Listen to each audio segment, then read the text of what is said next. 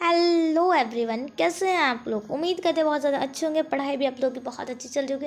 अगर आपने अभी तक हमारे चैनल का नाम नहीं सुना है तो सुन लो। बिहार बोर्ड इंग्लिश मीडियम हमारे चैनल का नाम है। और अभी तक आपने सब्सक्राइब नहीं किया तो सब्सक्राइब करना आपको लाजमी बनता है, क्योंकि आपके लिए बहुत ज़्यादा यूज़फुल चैनल है। अगर आप भी देने वाले हैं 2025 में एग्ज़ाम और ये भूलने वाली चीज़ है नहीं, और आपका मीडियम है इंग्लिश, तो बहुत ज़्यादा यूज़फुल चैनल है। तो चैनल को सब्सक्राइब करना ना भूलें, बेल आइकन को प्रेस करें। PDF के लिए आप हमारे टेलीग्राम पे ज्वाइन हो सकते हैं। टेलीग्राम पे कैसे ज्वाइन हो सकते हैं, डिस्क्रिप्शन में लिंक मिलेगा, वहाँ जाकर डिस्क्रिप्शन में से आप ज्वाइन हो जाना। ठीक है, बस इतना ही बोलना था। एंड एट ऑल अब हम स्टार्ट करने वाले अपनी वीडियो को। ज़्यादा लॉन्ग नहीं करते, ज़्यादा ज्ञान नहीं देते हैं। ठीक है, तो देखो कल क्या हुआ था ना, एसिड बेसिस और सॉल्ट का हमने क्या कराया था, सब्जेक्टिव क्वेश्चन, जो कि बहुत ज़्यादा डिमांडेड है। Ma'am chapter wise sister chapter wise. Okay okay okay not. तो हमने सारी चीज़ों को आराम से, मेटल्स एंड नॉन मेटल्स का भी मैंने करा चुका है, उसका जाकर देखना है। केमिकल रिएक्शन वाले का भी देखना मैंने करा है। एसिड बेसिस एंड सॉल्ट ये बचा है, तो इसका मैंने कल कराया था। ठीक है, कल इशू ये हुआ था, मैंने टोटल जो क्वेश्चन को रेडी किया था वो था 25 क्वेश्चन। कितने थे? 25 क्वेश्चन। लेकिन जिन्होंने पूरी वीडियो देखी होगी उनको वो 14 क्वेश्चन ही मिली थी। एंड ये पार्ट 2 है, क्योंकि जो चीज़ें थी कुछ एरर की वजह से वीडियो ऑफ हो गया था। एंड मुझे वहीं तक अपलोड करना पड़ा, क्योंकि एब्सेंट करना नॉट माई रूल। मतलब हमें रेगुलर वीडियो डालनी चाहिए, दैट्स कि आप लोग वेट करते हो। एंड बहुत सी चीज़ें होती है आप लोग के लिए बहुत ज़्यादा ज़रूरी है, तो इस वजह से मैंने कल आधी वीडियो अपलोड की थी, जो कि 18 मिनट की थी। तो इसलिए तो आज मैं कंटिन्यू सारे क्वेश्चन करा देती हूँ, ताकि आप लोग को कोई एरर वगैरह ना आए। उसको मैंने चेक किया एंड डन हो गया। तो चलो आज करते हैं 14 नंबर क्वेश्चन को। ओके 14 नंबर क्वेश्चन था, what is the name of chemical, what is the chemical name of baking soda. Baking soda की केमिकल नेम क्या है, उसके मेथड को लिखिए, किस तरीके से वो बनता है, preparation of method, properties and uses. ठीक है, ये पूछा गया। तो सिंपल हम क्या लिखने वाले, the chemical name of baking soda is sodium hydrogen carbonate, it's chemical formula is NaHCO3। तो इसकी जो केमिकल नेम है वो है सोडियम हाइड्रोजन कार्बोनेट। इसका IUPAC नेम में ये निकलता है। एंड देन इसका एक और नाम है लाइक सोडियम बाइकार्बोनेट। ठीक है, इसका जो फार्मूला है वो मैंने बताया NaHCO3। ठीक है, इसकी जो मेथड है बनने की, प्रिपरेशन की, वो सोडियम बाइकार्बोनेट की कुछ इस तरीके से है। ओके, तो इसकी जो प्रिपरेशन है बनने की, तो अगर सोडियम कार्बोनेट हमें चाहिए तो हम क्या करेंगे, कार्बन डाइऑक्साइड गैस को एक्वस में कन्वर्ट करेंगे, एक्वस सोल्यूशन में सोडियम क्लोराइड को, और एमोनियम गैस के साथ उसे सेचुरेट करेंगे। देन हमें मिलेगा सोडियम बाइकार्बोनेट। यहाँ बताते हैं हम क्या करने वाले हैं। NaCl लेंगे, H2O लेंगे वाटर के साथ, CO2 को, और NH3 यानी एमोनियम गैस को लेंगे। इन तीनों को सेचुरेट करेंगे। देन हमारे पास आता है सोडियम बाइकार्बोनेट अमोनियम क्लोराइड। ये क्या फॉर्म होता है, सोडियम बाइकार्बोनेट एमोनियम क्लोराइड। ठीक है, NH4Cl प्लस NaHCO3। ठीक है, ये बनता है हमारे पास, फॉर्म आता है। अब सोडियम बाइकार्बोनेट की प्रॉपर्टीज़ के बारे में बात करते तो यहाँ देखो 3 लिखा है, 3 है, 2 नहीं है। ठीक है, तो इसकी प्रॉपर्टी क्या है, the aqueous solution of sodium bicarbonate is alkyl and the pH value of this solution is more than 7। Sodium bicarbonate का जो एक्वस सॉल्यूशन है वो कैसा होता है, वो अल्कलाइन होता है। पहली बात, इसकी जो pH वैल्यू होगी वो 7 से ज़्यादा होगी। दूसरी बात कि जो NaHCO3 यानी सोडियम बाइकार्बोनेट है वो न्यूट्रल्स एसिड होंगी, जिसमें CO2 गैस इवॉल्व होगा। जब रिएक्शन होगा ना उस टाइम रिजल्ट मिलेगा। तो ठीक है, यूज़ ऑफ बेकिंग सोडा में अगर बात करते हैं हम लोग, तो इसकी यूजेस के बारे में, तो सोडियम बाइकार्बोनेट के ब्रेड एंड केक के फैक्ट्री में यूज़ किया जाता है, बनाने में उसके। और इसका यूज़ हमारे स्टोमक में जो एसिडिटी को रिमूव करने में होता है, फायर एक्सटिंग्विशर्स को के लिए यूज़ होता है। ठीक है, नेक्स्ट क्वेश्चन में बात करते हैं कि इम्पोर्टेंस ऑफ pH की वैल्यू का, हमारे pH की इम्पोर्टेंस को हमारे लाइफ में क्या अहमियत देता है, क्या महत्व है, उसके बारे में आप बताइए, मेंशन कीजिए। तो पहला जो है ना इम्पोर्टेंस ऑफ pH, वो है डाइजेस्टिव सिस्टम में बहुत ज़्यादा हेल्प करता है। जो HCl है यानी हाइड्रोक्लोरिक एसिड हमारे स्टोमक में बनता है। ठीक है, जो हेल्प क्या करता है, डाइजेशन में, फूड के डाइजेशन में हेल्प करता है। It helps in digestion of food. इसकी pH वैल्यू 1 होती है। ये it does not cause any harm to our stomach, ये कभी भी हमारे स्टोमक को हार्म नहीं करते, but but at a time ऐसा होता है जब HCl की अमाउंट हमारे स्टोमक में बढ़ जाती है, इंक्रीज़ हो जाती है, ठीक है, hydrochloric acid in our stomach increase, amount increase हो जाती है, तब हमें बर्निंग सेंसेस चालू हो जाता है गैसेस का, ठीक है, गैस एटसेट्रा बहुत सी चीज़ें होने लगती हैं। और जब ये एसिड को आप चाहेंगे डिस्ट्रॉय करना जो इंक्रीज हुई है, उसके लिए हम लोग ऐश का यूज़ करेंगे या अल्काइल का, उसको कहते हैं एंटासिड, ठीक है।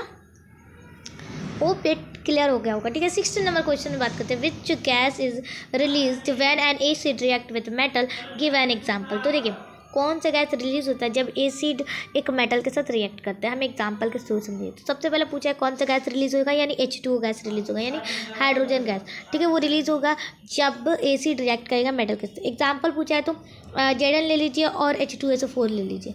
तो हमारे पास जो प्रोडक्ट बना, ठीक है, यहाँ एरो नहीं है, ठीक है, यहाँ देखो ये प्रोडक्ट है, एक सेकेंड, ये जो है ना ये हमारे पास रिएक्टेंट है एंड ये है प्रोडक्ट, ठीक है। तो ये प्रोडक्ट बना, यहाँ पर थोड़ा ध्यान देना क्योंकि यहाँ गैप नहीं दिया गया है, तो ये बहुत चीज़ें दिक्कत हो सकती हैं। तो ZnSO4 हुआ, बना रिएक्शन के बाद प्रोडक्ट, लेकिन रिलीज क्या हुआ, हाइड्रोजन गैस। ये मैंने पहले मेंशन किया था। अब इसको एग्जांपल चाहिए था, आप एग्जांपल दे देना जिसमें हाइड्रोजन गैस रिलीज होते हो, समझ में। 17 what is neutralization reaction. Neutralization reaction क्या है, न्यूट्रलाइजेशन रिएक्शन क्या है, आप दो एग्जांपल से हमें समझाएं, ठीक है।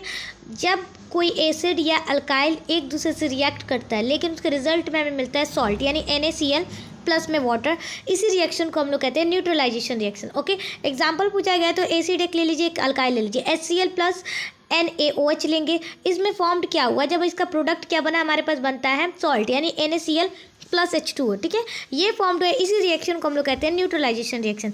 अब नेक्स्ट जो क्वेश्चन है हमारे पास, why curd and sour substance should not be store in brass and copper vessel, कि कहा जा रहा है कि दही और कुछ खट्टे सब्सटेंस होते हैं ना, उन्हें हम लोग ब्रास या कॉपर के बर्तनों में क्यों नहीं स्टोर कर सकते हैं, क्यों, तो क्यों नहीं कर सकते, तो इसका रीज़न पूछ रहे थे, हम यहाँ लिख सकते हैं कि curd should not be kept in copper और brass vessels because acid is found in curd, कि कहने का मतलब है कि इसलिए क्योंकि जो एसिड है वो कर्ड में यानी दही में पाया जाता है, and copper and brass are metals and the oxide of the metal is alkyne.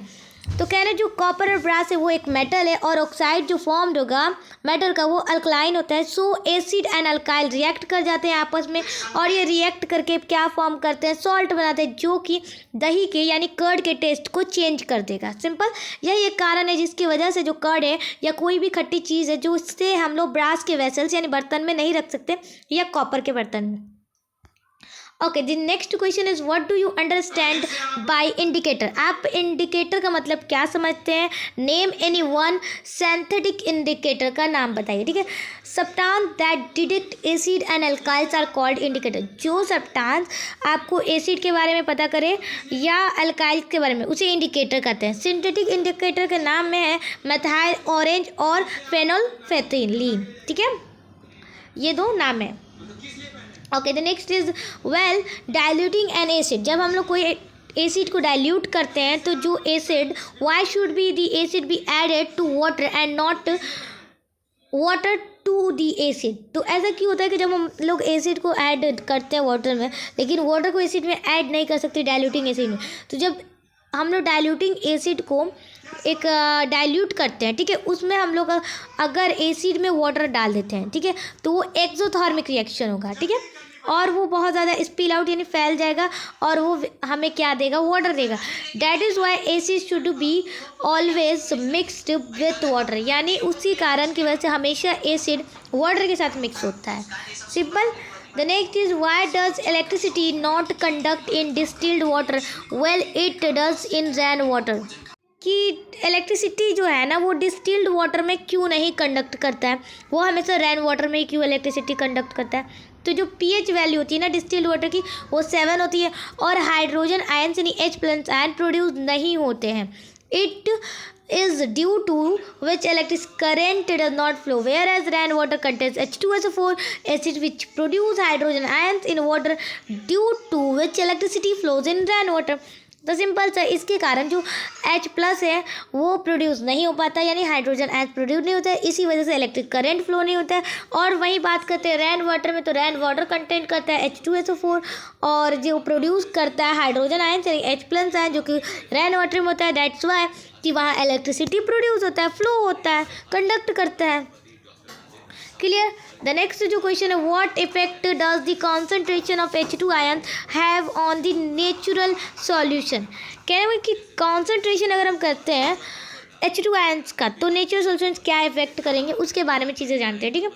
If the concentration of H+ ions in a solution, अगर H आयन्स को हम लोग कॉन्सेंट्रेट करते एक सॉल्यूशन में H2 आयन्स, ओके, तो हमें मिलता है एक स्ट्रॉन्गर सॉल्यूशन। ठीक है। जब हम लोग H+ आयन्स को बढ़ाते कम करते तो हमें मिलता है एसिड, वीक एसिड वो बनता है। ठीक है। The next is why does an aqueous solution of N acid conduct electricity, कि क्यों ऐसा होता है कि जो एक्वस सॉल्यूशन है वही इलेक्ट्रिसिटी को कंडक्ट करता है। ठीक है। The aqueous solution of acid conduct electricity because dissolved in water to give H+ ion. जो एक्वस सॉल्यूशन में है वो एसिड कंडक्ट इसलिए करता है इलेक्ट्रिसिटी, जो एसिड का एक्वस सॉल्यूशन है वही इलेक्ट्रिसिटी इसलिए कंडक्ट करता है क्योंकि ये ना वाटर के साथ डिजॉल्व हो जाता है और डिजॉल्व होकर हमें देता है H+ आयन, यही हमें नेसेसरी है। ठीक है। हाइड्रोजन प्लस आयन देता है। ठीक है। The next is why is the behaviour of N acid not acidic in the absence of water. क्यों ऐसा होता है कि जो एसिड है वो हमेशा मतलब बिहेव नहीं करता है एसिडिक का अगर वाटर एब्सेंस है। ठीक है। तो यहाँ बात करते हैं आगे।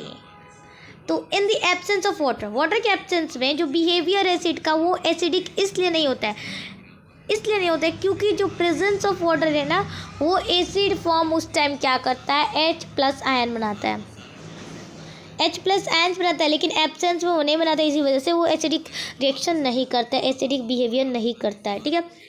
Why do compounds like alcohol and glucose not show acidic properties in aqueous solution? ऐसा मतलब क्यों है कि जो कंपाउंड्स जैसे अल्कोहल बात करते हैं या ग्लूकोज बात करते हैं उनके बारे में, तो वो एसिडिक प्रॉपर्टीज़ को शो नहीं करते एक्वस सॉल्यूशन में। तो compounds like alcohol and glucose do not form H+ ion, वो H+ आयन फॉर्म नहीं करते, नहीं दिखाते, उनको फॉर्म नहीं बनता है, H आयन्स नहीं बनते। व्हेन डिजॉल्व इन वाटर, जब ये डिजॉल्व होते हैं तो जो एक्वस सॉल्यूशन है अल्कोहल या ग्लूकोज का वो एसिडिक प्रॉपर्टीज़ को शो ही नहीं करते हैं क्योंकि H+ आयन्स नहीं है। ठीक है। तो ये थे टोटल 25 क्वेश्चन जो कि पार्ट 1 एंड पार्ट 2 में हमें कंप्लीट करना पड़ा because of some error, because of some problems. ठीक है। तो अभी तक चैनल को सब्सक्राइब नहीं किया तो चैनल को सब्सक्राइब कर ले, बेल आइकन को प्रेस कर ले और पढ़ाई करते रहो। मिलते हैं नेक्स्ट वीडियो में, तब तक के लिए थैंक यू।